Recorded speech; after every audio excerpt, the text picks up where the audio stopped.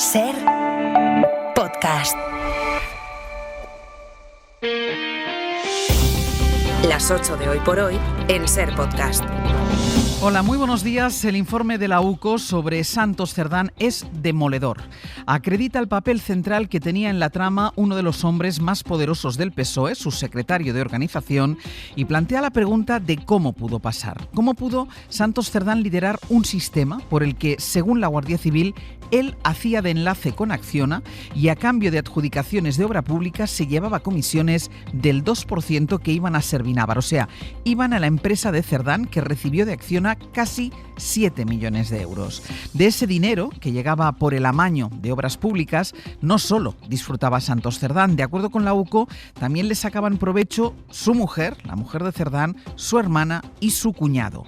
El gerente de Servinávar se llegó a quejar del dinero que gastaban Cerdán y su mujer, con esta frase que escribió en WhatsApp: a la Paqui la conocen todas las vendedoras del Corte Inglés. Falta menos de una hora para que empiece la sesión de control en el Congreso y parece claro que este asunto va a centrar buena parte de las preguntas. Sastre, buenos días. Buenos días, Barceló. Ayer Sánchez trató de marcar distancias con un argumento. Dice que las responsabilidades políticas ya se han asumido. Desde el primer minuto que se conocieron todo este tipo de situaciones, este caso, lo que hemos hecho ha sido, 1, colaborar con la justicia, 2, actuar con contundencia.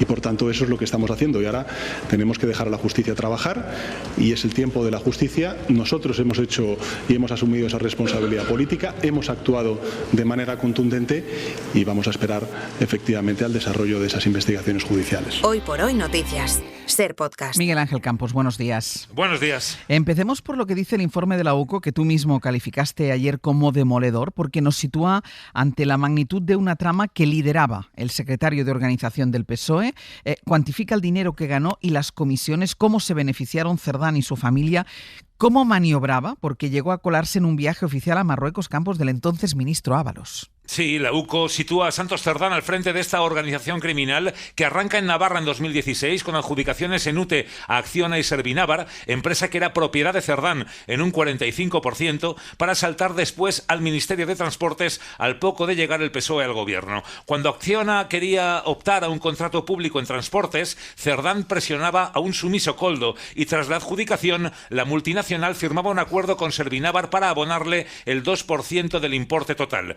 Constan las presiones, las órdenes de Cerdán y cómo se cuela en un viaje de Ábalos a Marruecos para presuntamente atar un contrato para Acciona. La multinacional era la principal cliente de la empresa participada por Cerdán. El 75% de sus ingresos, 6,7 millones, procedían de Acciona y el secretario de organización y su familia se beneficiaron. Servinávar contrató a su mujer, a su hermana y a su cuñado, y el propio Cerdán disfrutó de una tarjeta de empresa hasta el día antes de la detención de Coldo, que utilizó para compras, comidas, viajes y vacaciones familiares en Ibiza y Tenerife.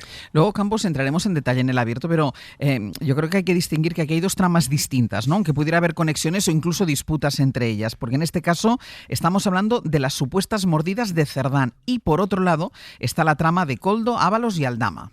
Hay dos supuestas organizaciones criminales. La liderada por Cerdán, que se trajo de Navarra e instaló en transportes con la supuesta colaboración de Ábalos y Coldo a cambio de mordidas para ambos. Y la segunda es la de Ábalos con Coldo, Aldama y las empresas OPR y LIC, que intentaban amañar por su cuenta sin la participación de Santos y que chocaron con el secretario de organización cuando pretendieron optar a obras que correspondían a Acciona. Vamos conociendo las novedades una vez que ha levantado el juez el secreto de sumario por los registros que ordenó el viernes pasado en las sedes de Acciona en Madrid, en Bilbao, también otros registros en Sevilla y San Sebastián. El magistrado Leopoldo López ha citado como investigado a un exdirectivo de Acciona y también a 2 altos cargos de esta empresa. Isabel Vega, buenos días. ¿Qué tal? Buenos días. Estamos hablando de un informe de la UCO que tiene más de 200 folios, pero la investigación está todavía en curso, o sea que van a seguir conociéndose más cosas.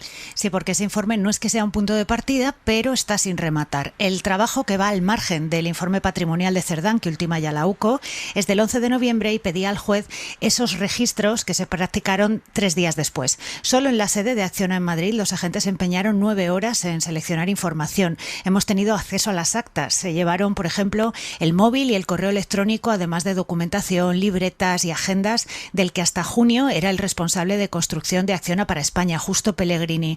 Él firmó en 2015 el primer acuerdo marco de colaboración con Servinávar y su imputación, como la de 2 subordinados que firmaron esos memoriales memorandos para que la empresa navarra se llevase un 2% de las obras ha sido la primera consecuencia del informe. Están citados el 3 de diciembre, pero mientras tanto toda esa documentación incautada hay que analizarla por si consolida o amplía la investigación, derivando en nuevas diligencias.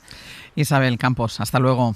Hasta luego. Guillermo Lerma, buenos días. ¿Qué tal? Buenos días. Y aunque Sánchez trata de marcar distancias, en el PSOE algunas voces admiten que el desgaste puede aumentar justo a las puertas de un nuevo ciclo electoral en España. Sí, oficialmente la estrategia pasa por rebajar el alcance político de ese informe y reiterar que con las responsabilidades depuradas es suficiente, pero en privado hay dirigentes que no ocultan su preocupación porque no creen que el caso esté amortizado y porque defienden que detalles como los que hemos conocido desmovilizan y calan entre el electorado, además de dar armas a la oposición, que ayer volvía a pedir la dimisión del presidente. Sánchez intentó desmarcarse de las novedades aportadas por la Guardia Civil, pese a que las revelaciones de la UCO suponen un salto importante en la investigación porque apuntala la implicación de Cerdán en la presunta trama corrupta. Hace unos minutos era la presidenta de Navarra, la socialista María Chivite, quien rechazaba el comportamiento del exsecretario de organización. Y mi más rotundo rechazo, porque claro, a la política se viene a servir, no a servirse. Por tanto, creo que estos comportamientos tienen que estar alejados de la política y, por supuesto, que respetar las actuaciones judiciales y que se llegue hasta el final.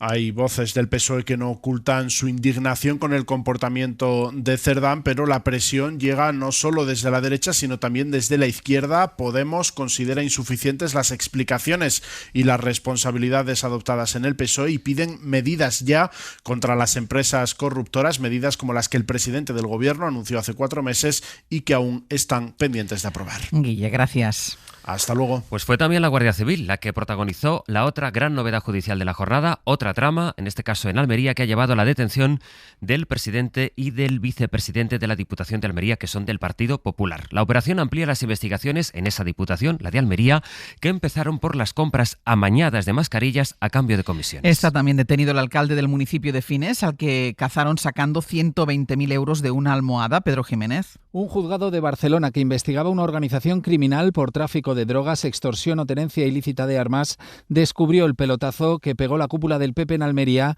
con la adjudicación de un contrato de 2 millones en mascarillas en lo peor de la pandemia.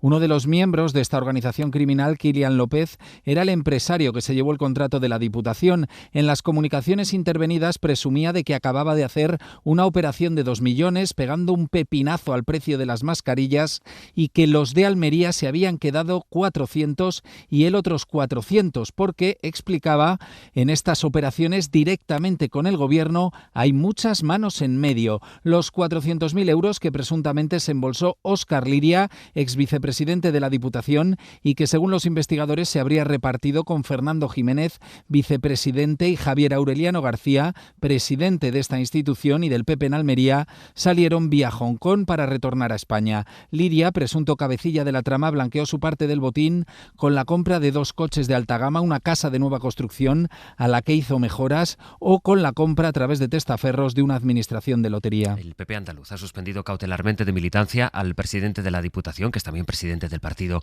allí en Almería. Luego en el abierto vamos a ir a Andalucía para preguntarnos por la repercusión política de este caso que le estalla al PP de Juanma Moreno a unos meses de las elecciones y después de la polémica por los cribados del cáncer de mama. Eso mientras en la Comunitat Valenciana se acaba el plazo para registrar el nombre de un candidato que suceda a Carlos Mazón si se quieren evitar elecciones. Eso es lo que quiere el Partido Popular, precisamente evitar las elecciones e investir a Juanfran Pérez Llorca. Por eso hoy el PP va a registrar su nombre, pero le falta lo más importante, que Vox anuncie que votará a favor de su investidura. Para eso siguen unas negociaciones que han querido que sean discretas, aunque el partido de Abascal ya ha ido fijando en público sus condiciones. De hecho, Vox sostiene que el acuerdo todavía no está cerrado. Ana Talens, buen día. Buen día. Vox insiste en que el hecho de que se registre la candidatura de Pérez Llorca no significa que haya un pacto para que la ultraderecha le dé los votos de sus 13 diputados en el pleno de investidura de la semana que viene. Es más, fuentes de Vox aseguran que el partido esperará al último momento para constatar que Génova cumple lo que firma. Pepa Millán es la portavoz en el Congreso. Y registrar la candidatura porque termina el plazo, pero eso no significa que haya todavía nada cerrado. Lo único que puedo decir es que todas las conversaciones van encaminadas a lograr un acuerdo para la reconstrucción de Valencia y la construcción de todas aquellas políticas que hubieran evitado en gran medida el desastre. Por su parte, Esther Muñoz, la portavoz popular, daba por hecho el acuerdo, pero no quiso dar detalles de él. Dijo que el que debería contestar será Pérez Llorca. Pero me va a permitir que sea el próximo presidente de la Generalitat en su investidura quien determine cuál ha sido ese acuerdo programático y no esta humilde portavoz del Congreso de los Diputados. Y la oposición pide transparencia y conocer la factura que el PP va a pagar por mantener la presidencia y no convocar las elecciones. Hoy por hoy noticias. Ser Podcast. De las cosas que ya parece normal, que sean normales, que suceden en el despacho Oval, vamos a quedarnos con algo que sucedió ayer. Donald Trump recibía al príncipe de Arabia Saudí, Mohammed bin Salman. Una periodista preguntaba por el asesinato en 2018 del periodista Jamal Khashoggi, que fue descuartizado, recordarán. Vamos a escuchar ahora un extracto de la secuencia. Esto es el principio. Esto es lo que pregunta una periodista del canal ABC News. Señor presidente, ¿es apropiado que su familia haga negocios en Arabia Saudí mientras usted está en el cargo? ¿Es eso un conflicto de intereses? Y Su Alteza Real, la inteligencia estadounidense concluyó que orquestó el brutal asesinato de un periodista. Las familias del 11S están furiosas porque esté aquí en el despacho Oval. ¿Por qué deberían confiar en usted los estadounidenses? En vista de cuál es la pregunta, Trump le pregunta a su vez a la periodista de qué medio es. Ella se identifica, dice, soy de ABC. ABC, noticias falsas, uno de los peores. Y empieza a responder Trump, no tengo nada que ver con un negocio familiar, lo que hace mi familia está bien, son negocios en todas partes, y añade que él ha hecho que América sea más exitosa de lo que lo ha sido nunca. Y respecto a la otra parte de la pregunta, a bin Salman, al que Trump tiene sentado a su derecha, y esa acusación de la inteligencia de Estados Unidos por su presunta responsabilidad en el asesinato y descuartizamiento del periodista Khashoggi, esto es lo que contesta Trump. En lo que respecta a este caballero, ha hecho un trabajo fenomenal. Mencionas a alguien que fue extremadamente controvertido. A mucha gente no le gustaba ese caballero del que hablas. Te gustara o no, son cosas que pasan, pero él no sabía nada de eso. Y podemos dejarlo ahí. No tienes que avergonzar a nuestros invitados haciendo una pregunta así. Pero es que hay más. Se ha conocido ahora otro momento que ocurrió el viernes. Fue a bordo del avión presidencial, donde los periodistas tienen, ya saben, ocasión de preguntar a Donald Trump. Y una reportera, en este caso de Bloomberg, le preguntaba a Trump por qué no ordena publicar todos los archivos del pedófilo Epstein si de verdad no hay nada incriminatorio en ellos. Esta fue la respuesta de Trump.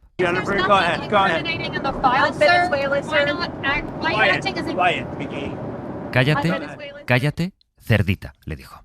Las 8 de Hoy por Hoy en Ser Podcast. España se ha comprometido a destinar 800 millones más para la compra de armas y la reconstrucción de Ucrania. Una parte de ese apoyo militar serán armas que España comprará a Estados Unidos. Pablo Morán, buenos días. Hola Ángeles, buenos días. Esto forma parte del acuerdo al que llegaron ayer en Madrid Pedro Sánchez y Zelensky en un momento en el que todo parece estancado sin avances en la guerra que provocó la invasión rusa. Ningún avance hace la paz, desde luego. De hecho, Rusia ha dado el plante en los contactos que acoge hoy Turquía. Avanzó Zelensky aquí en Madrid anoche que hoy va a tener una larga conversación con Erdogan sobre las posibilidades de que Ucrania tenga una paz justa y duradera, que tiene señales de Estados Unidos, pero lo dicho, Rusia no participará. Así que el líder de Ucrania se va de España con ese compromiso millonario en apoyo militar y para la reconstrucción de Ucrania y un renovado apoyo del presidente Sánchez a más largo plazo. También el horizonte europeo de Ucrania, su pertenencia a la Unión Europea, a la familia a la que quieren pertenecer. De momento la mañana empieza en Ucrania con nuevos ataques rusos a sus infraestructuras energéticas que han llegado hoy a la otra punta del país, a la ciudad de Lviv, próxima ya a la frontera con Polonia. Pablo, gracias. A ti, hasta luego. El gobierno compromete, por tanto, inversión para Ucrania mientras pospone el compromiso de presentar los presupuestos. Las cuentas que Junts ya ha dicho que tumbará, las llevará a la Cámara en febrero, no antes, dijo ayer la vicepresidenta Montero. Ayer el gobierno aprobó el paso previo, que es el techo de gasto, y eleva su récord. En este año electoral sube el tope de dinero público que se puede gastar un 8,5%. El Papa habla por primera vez del caso del obispo de Cádiz, acusado de pederastia. Dice que hay que dejar que la investigación prosiga y, según cómo termine, asegura que habrá consecuencias. Son palabras de León XIV a preguntas de nuestra compañera en Roma, Marina García. Buenos días. Más de una semana después de que saltase la noticia, el Papa León XIV respondía así sobre el caso del obispo de Cádiz. Cada caso, pues hay una serie de protocolos que están claramente establecidos Él insiste sobre su inocencia. Se ha abierto una investigación.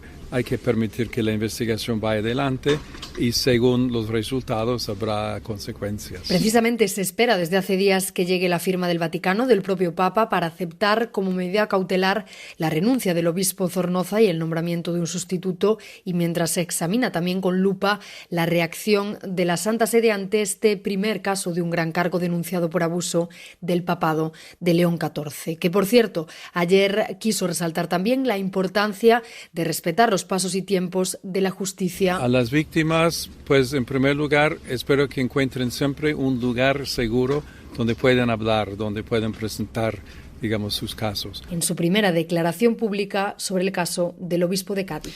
El consumo de alimentos ultraprocesados supone ya casi un tercio de las calorías totales que come un ciudadano medio de España. Los expertos reclaman su retirada total de los comedores escolares. Javier Ruiz Martínez. Consumíamos un 11% de ultraprocesados hace 30 años y ahora es el 32%. En China ha subido del 4 al 10 y en Estados Unidos y Reino Unido crece, pero poco, porque está ya en niveles superiores al 50% de la dieta. Mayra Bes Rastrollo, de la Universidad de Navarra, es una de las autoras. Que el consumo de alimentos ultraprocesados está cambiando la manera de alimentarnos a nivel global. La evidencia científica los relaciona con la obesidad, la diabetes o enfermedades cardiovasculares. Hemos confirmado una relación de riesgo entre un consumo elevado de estos alimentos y diversas enfermedades crónicas, como por ejemplo la obesidad, la diabetes. El estudio pide a los gobiernos un etiquetado frontal obligatorio que deje claro que el producto es ultraprocesado, restricciones publicitarias sobre todo donde hay menores, retirada de ultraprocesados en centros de enseñanza y que se favorezca el acceso a alimentos frescos. Para no perderte ningún episodio, síguenos en la aplicación o la web de la SER, Podium Podcast o tu plataforma de audio favorita.